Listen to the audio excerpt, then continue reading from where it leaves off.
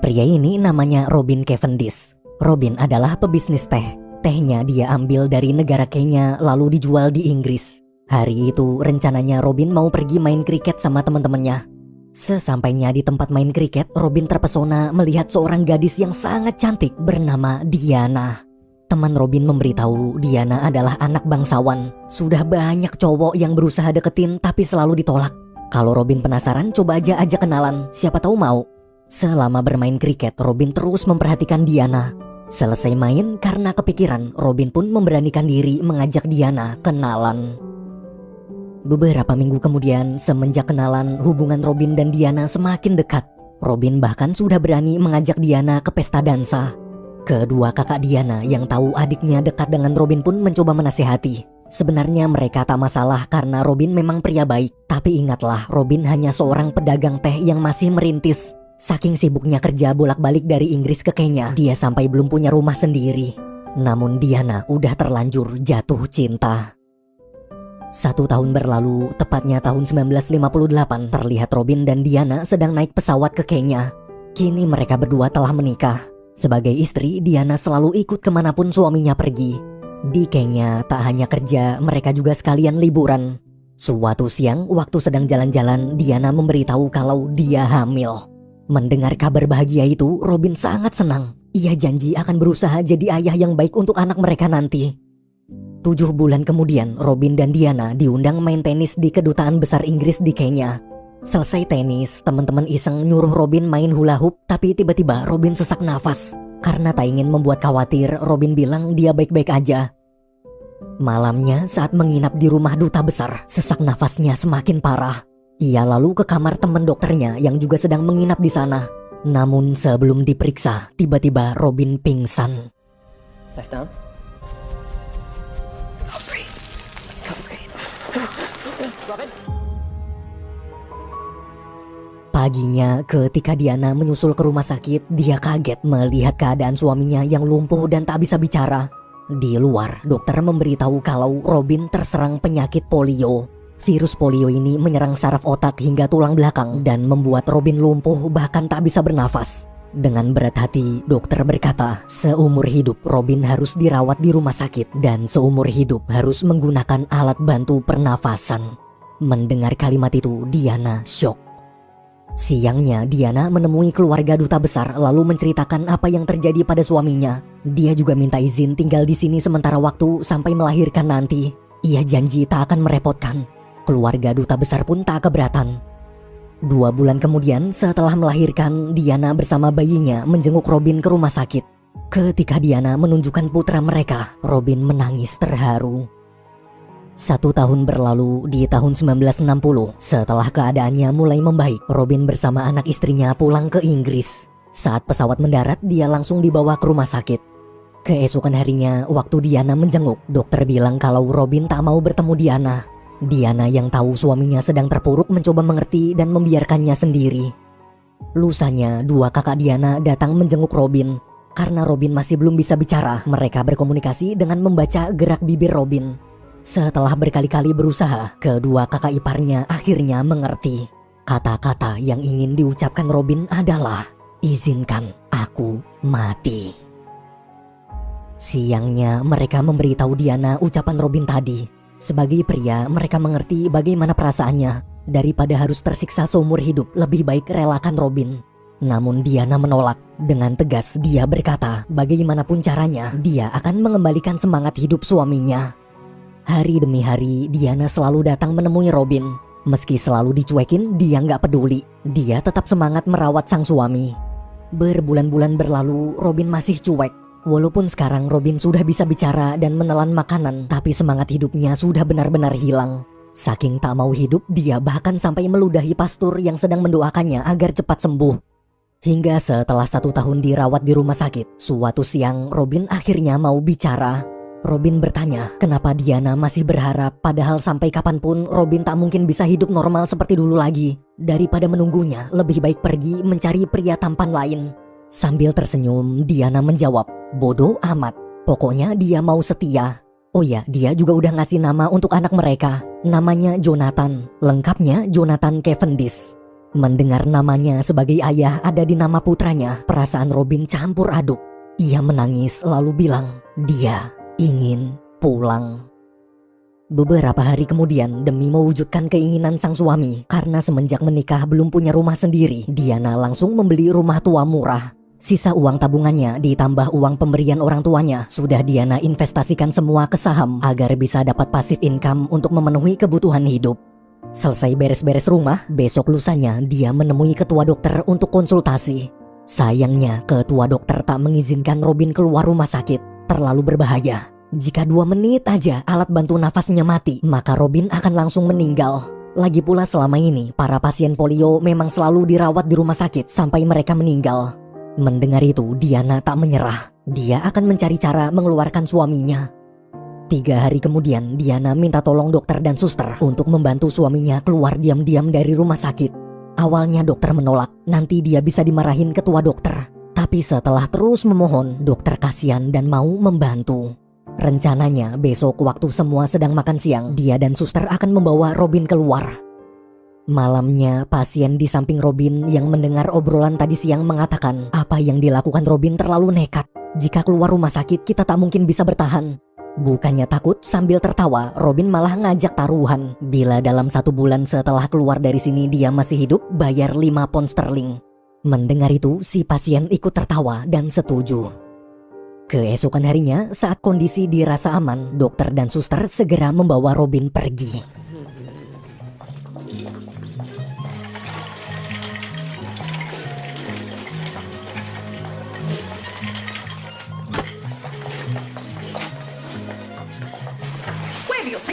Waktu baru keluar, mereka ketahuan ketua dokter, lalu dimarahin dan disuruh bawa masuk lagi. Robin yang tak terima pun berkata dia punya hak untuk bebas. Jika tak diizinkan, maka dia akan melapor ke polisi dengan tuduhan telah memenjarakan orang cacat. Mendengar ancaman itu, sambil menahan marah, ketua dokter mengizinkan pergi. Pas mau masuk mobil, ketua dokter bilang Robin pasti akan mati dalam 2 minggu. Sesampainya di rumah, Robin langsung dibantu semua anggota keluarga yang sudah menunggunya pulang. Setelah berhasil memindahkan ke ranjang baru, Jonathan datang menyapa sang ayah. Robin pun tersenyum lalu menyapa balik putranya.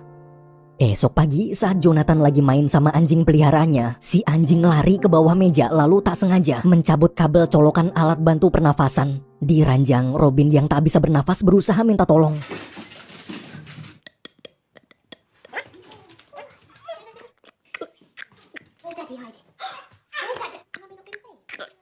Daddy?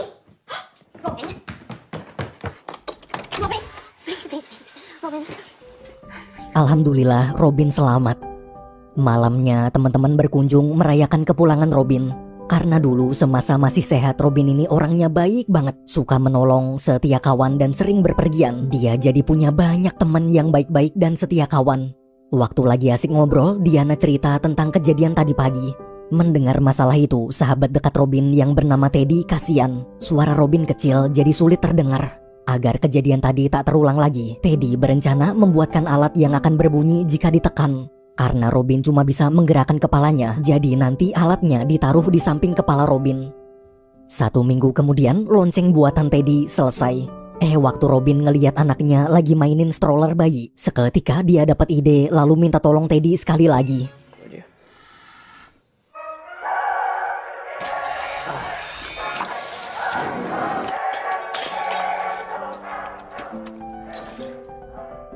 Tak butuh waktu lama, kursi roda Robin selesai dibuat. Setelah 2 tahun hanya berbaring di kasur, akhirnya dia bisa keluar rumah jalan-jalan bersama teman-temannya. Keesokan harinya, Robin pergi ke rumah sakit menemui pasien di sebelahnya dulu. Melihat Robin masih hidup dan bisa bebas keluar rumah, semua orang kaget. Robin pun ngeledekin si pasien sambil nagih uang taruhan 5 pound sterling. 3 tahun kemudian, tepatnya tahun 1965, Robin terlihat sudah terbiasa dengan kehidupannya di kursi roda. Suatu malam, waktu lagi ngobrol sama Diana, Jonathan datang membawa album foto Robin. Di album itu ada banyak foto ayah sejak masih jadi tentara sampai jadi pebisnis teh di Kenya. Saat Diana ke dapur, Jonathan bertanya ke ayah, apa suatu hari nanti mereka bisa pergi ke Kenya bersama-sama. Di Kenya nanti, Jonathan janji akan bantu mendorongkan kursi ayah. Mendengar ucapan polos anaknya, Robin tersenyum meski hatinya perih. Besok lusanya, agar lebih mudah berpergian, Diana membeli mobil van bekas yang jok belakangnya sudah dilepas agar Robin bisa masuk. Tapi karena Robin kelihatan tak nyaman, Diana pun membongkar kursi depan dan mencopot pintu mobil agar Robin bisa duduk di sebelahnya.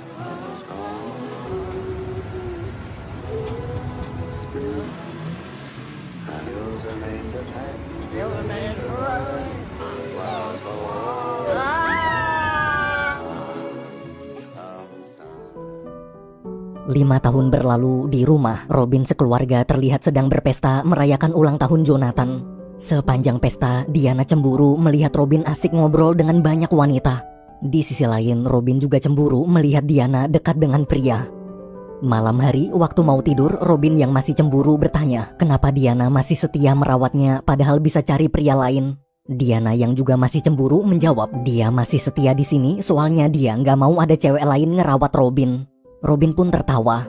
Dia bersyukur punya istri yang sangat mencintainya. Sebelum tidur, Robin bilang, gimana kalau kita liburan ke Spanyol sekalian ke rumah Teddy. Besoknya, Robin bersama anak istrinya dan salah satu kakak iparnya berangkat ke Spanyol. Di Spanyol, setelah berhari-hari keluarga Robin bersenang-senang, mereka lanjut pergi ke rumah Teddy di Barcelona. Di tengah jalan, alat bantu nafasnya rusak gara-gara kakak Diana salah memasukkan kabel. Mereka buru-buru memompa oksigen secara manual. Saat semua panik, untungnya ada orang asing lewat menawarkan bantuan. Diana lalu minta kakaknya pergi ke kota bersama orang asing itu untuk menelpon Teddy agar segera datang ke sini. Keesokan harinya, ada pastor bersama jemaatnya lewat dan mampir ngobrol dengan keluarga Robin. Setelah mendengar cerita Diana, pastor memutuskan akan menemani hingga Teddy sampai. Malamnya, pastor juga memanggil lebih banyak jemaat gereja untuk ikut meramaikan suasana. Melihat kebaikan sang pastor, Robin tersentuh sekaligus malu. Dia ingat dulu saking depresinya, dia tak percaya Tuhan, bahkan pernah meludahi pastor yang sedang mendoakannya. 2 hari kemudian, Teddy akhirnya tiba. Melihat ada banyak orang hadir, Teddy nggak kaget sama sekali. Dia tahu Robin yang semasa sehatnya baik dan sering membantu orang lain, saat sakit pasti akan balik dibantu banyak orang. Setelah alat bantu pernafasannya diperbaiki dan kembali normal, semua bersorak gembira. Besoknya di rumah Teddy ada seorang peneliti bernama Dr. Sleman datang berkunjung melihat kursi roda Robin. Ternyata alasan Robin ke Spanyol menemui Teddy adalah karena dia ingin berbisnis kursi roda khusus untuk orang disabilitas. Selesai memeriksa, Dr. Sleman kagum. Jika Robin dan Teddy bisa memproduksi kursi rodanya dalam jumlah banyak, Dr. Sleman janji akan membantu memasarkannya ke seluruh Eropa. Sayangnya, sepulang ke Inggris, waktu Robin mencoba meminjam uang ke bank untuk modal produksi, pengajuannya ditolak. Meski Robin berusaha memberitahu kalau dia sudah menggunakan kursi roda ini selama 10 tahun lebih dan yakin pasti akan laku keras, pihak bank tetap tak ingin mengambil resiko. Daripada pakai kursi roda, lebih baik penderita polio dirawat di rumah sakit seumur hidup. Namun Robin tak menyerah. Besoknya, dia dan Diana pergi ke rumah wanita bangsawan kaya kenalannya untuk menawarkan investasi bisnis kursi roda. Awalnya si wanita bangsawan menolak dengan alasan yang sama seperti pihak bank. Tapi melihat Robin yang sangat semangat menjelaskan meski kesulitan bicara, akhirnya wanita itu setuju. Beberapa tahun kemudian, kursi roda buatan Robin dan Teddy laris manis.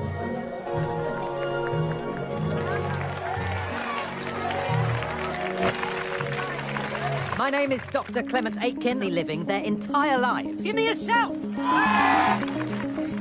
2 tahun berlalu, Robin, Diana, kakak Diana, Teddy, serta Dr. Sleman pergi ke Jerman untuk memasarkan kursi rodanya. Namun tak berjalan sesuai harapan. Di rumah sakit Jerman, ketua dokter menentang inovasi mereka karena dinilai membahayakan pasien. Sebenarnya mereka menolak soalnya jika semua pasien bisa pulang, maka pihak rumah sakit akan kehilangan uang. Sebelum sempat dijelaskan, mereka semua langsung diusir. Keesokan harinya, Dr. Sleman mengundang para petinggi pemerintahan Jerman, lalu mencoba mengedukasi mereka. Ketika Robin diminta pidato, dia berkata, sampai kapan kalian semua mau memenjarakan orang-orang lumpuh itu? Walaupun Jerman mengklaim memiliki fasilitas kesehatan terbaik di dunia untuk orang lumpuh, tapi klaim itu hanya untuk kebanggaan kalian sendiri, bukan yang sebenarnya diinginkan para pasien. Lihatlah dia sekarang, dia adalah pasien lumpuh pertama di dunia yang telah berhasil kabur dari penjara bernama rumah sakit. Robin cerita, dulu waktu pertama kali dia lumpuh, dia ingin mati. Ingin sekali, tapi sayang istrinya tak mengizinkan. Istrinya menyuruhnya terus hidup untuk menyaksikan anak mereka tumbuh besar. Karena takut istrinya ngambek, jadi Robin memutuskan nurut. Dia akan terus hidup karena keluarganya, dengan keluarganya, untuk keluarganya. Semenjak itu ternyata semua di luar dugaannya. Tak hanya bertahan hidup, tapi dia benar-benar hidup. Di hadapan para petinggi Jerman, Robin berkata, dia kesini bukan untuk memohon, tapi untuk memerintah kalian. Sekarang pergilah ke rumah sakit kalian masing-masing, lalu beritahu seluruh pasien lumpuh di sana bahwa mereka juga bisa benar-benar hidup. Kalian semua punya kekuasaan. Gunakanlah kekuasaan itu untuk membuka gerbang dan bebaskanlah mereka semua.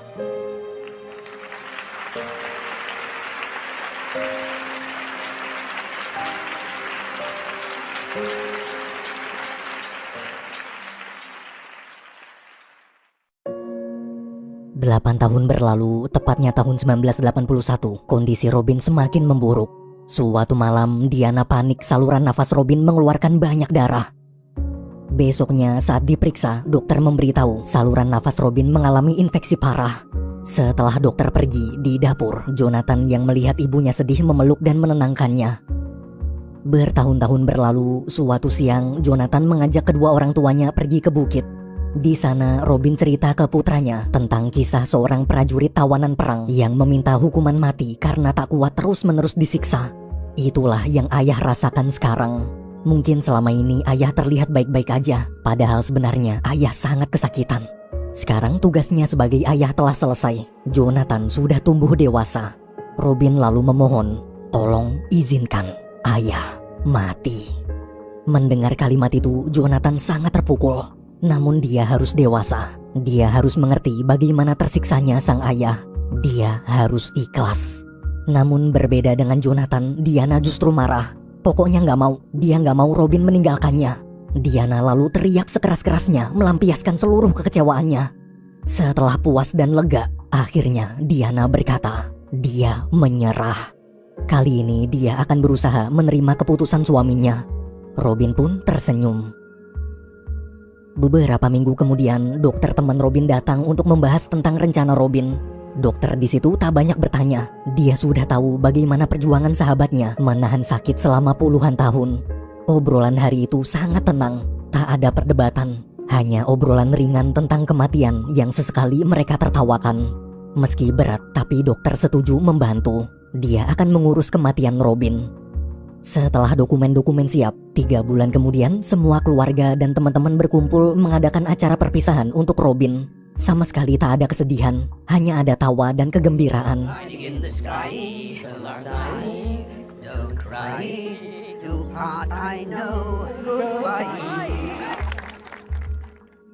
Malamnya selesai pesta, saluran nafas Robin kembali berdarah.